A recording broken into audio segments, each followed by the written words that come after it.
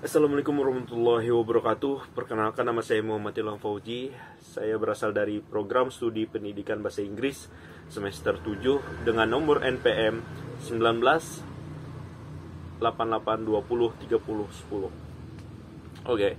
Di sini saya akan menjelaskan atau mempresentasikan sebuah materi dari psikolinguistik, dan ada tiga pembahasan utama, yaitu pengenalan psikolinguistik, elemen dari psikolinguistik, dan tipe-tipe psikolinguistik itu sendiri. Dan langsung saja masuk ke pembahasan pertama, yaitu pengenalan psikolinguistik. Psikolinguistik adalah ilmu yang mempelajari pemikiran dalam berbahasa. Sesuai dengan namanya, yaitu psikolinguistik, yang diambil dari kata psikologi, yang artinya ilmu yang mempelajari pikiran dan perilaku manusia, dan linguistik yang artinya ilmu yang mempelajari bahasa atau bagaimana cara kita berbahasa, dan nantinya itu semua dipadukan menjadi ilmu psikolinguistik.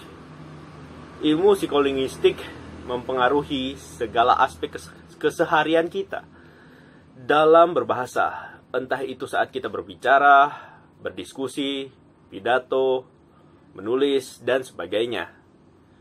Contoh dari psikolinguistik adalah di saat kita menerima atau menyerap informasi dari lawan bicara atau informasi tertulis, dan memberikan respon berupa pemikiran dan dikeluarkan dalam bentuk sebuah bahasa. Memasuki pembahasan kedua, yaitu elemen psikolinguistik.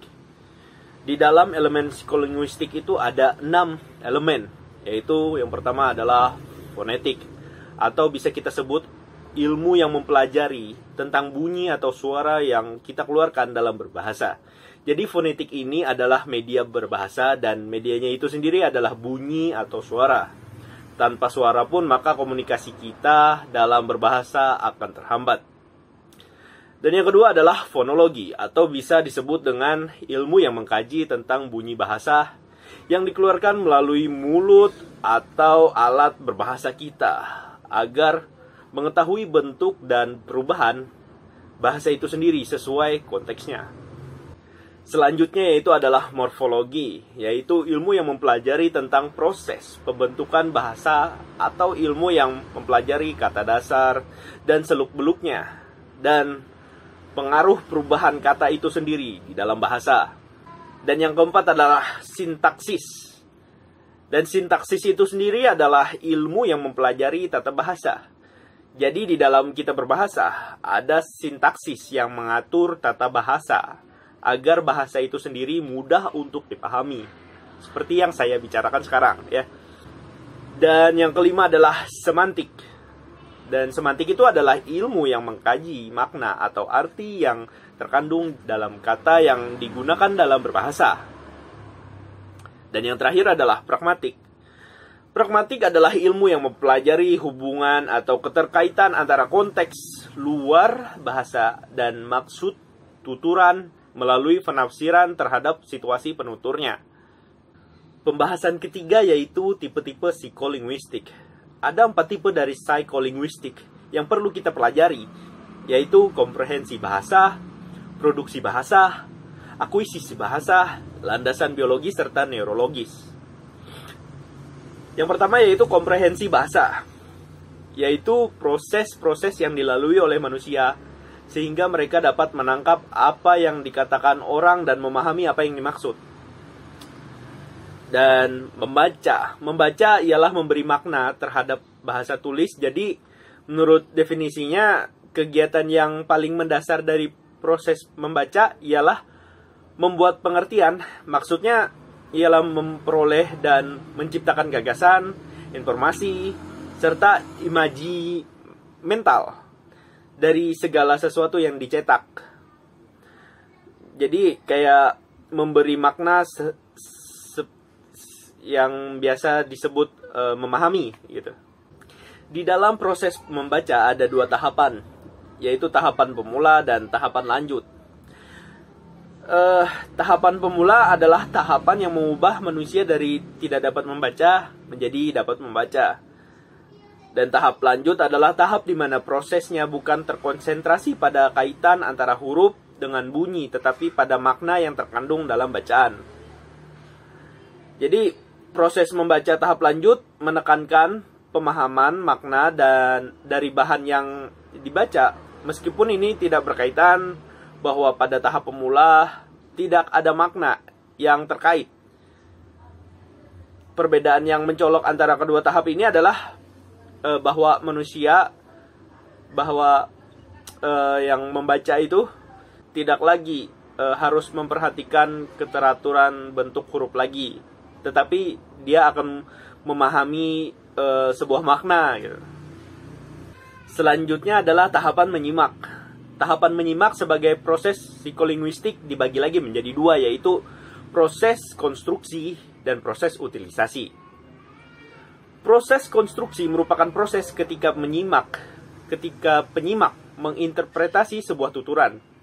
Hasilnya adalah membangun suatu representasi dasar untuk tuturan tersebut. Sebelum penyimak mendengar tuturan, contohnya kayak gini. Jokowi harus lapang dada menerima hujatan masyarakat. Lalu tuturan itu tidak dipresentasikan secara langsung. Penyimak harus membangun proposisi dan hubungannya sedikit demi sedikit dari kata-kata yang didengarnya. Dan kedua yaitu adalah proses utilisasi.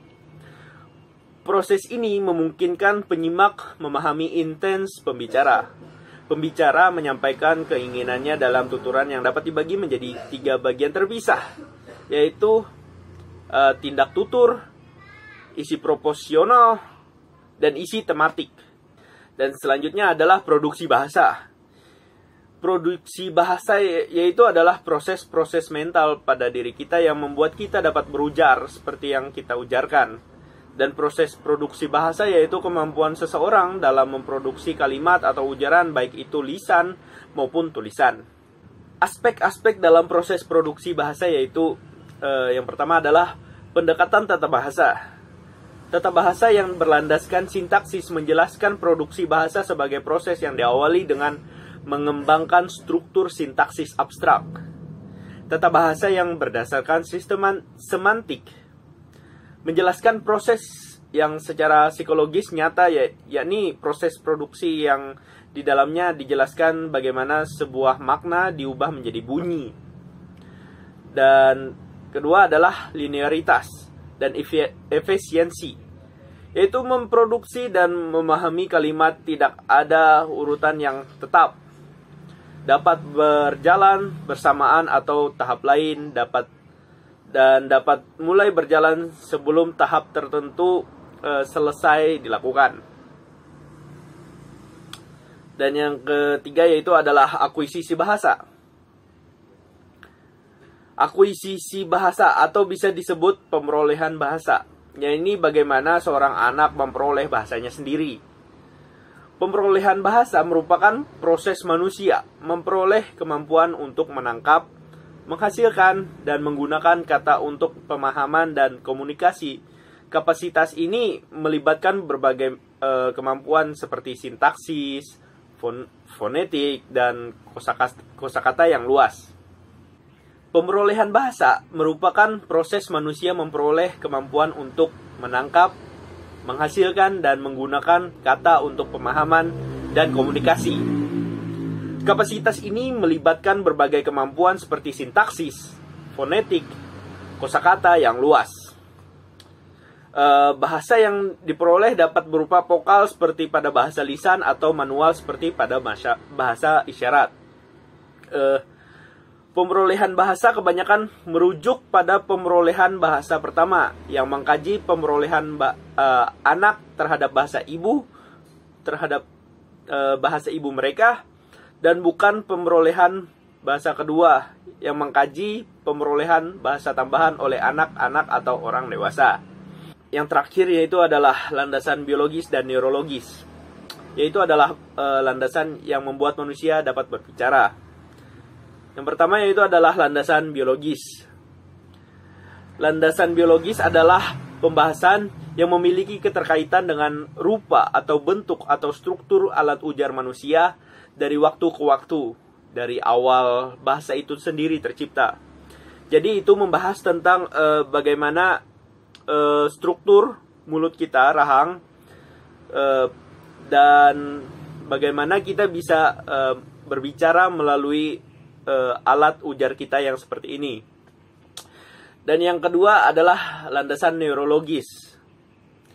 Jadi selain faktor biologis, faktor yang juga sangat penting dalam penguasaan bahasa adalah faktor neurologis yang membahas tentang kaitan antara otak manusia dengan bahasa. Lalu neurologi mempunyai kaitan erat dengan bahasa karena kemampuan manusia berbahasa ternyata bukan hanya karena lingkungan, tetapi karena kodrat neurologis yang dibawanya sejak lahir. Jadi betapa besar peranan otak kita di dalam pemrolehan, pemahaman, dan pemakaian bahasa. Ya, itu saja presentasi yang dapat saya sampaikan. Kurang lebihnya saya mohon maaf. Saya akhiri. Sekian dan terima kasih. Assalamualaikum warahmatullahi wabarakatuh.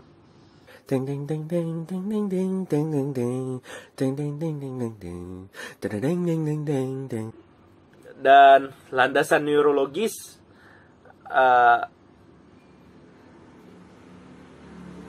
wow, oh my god.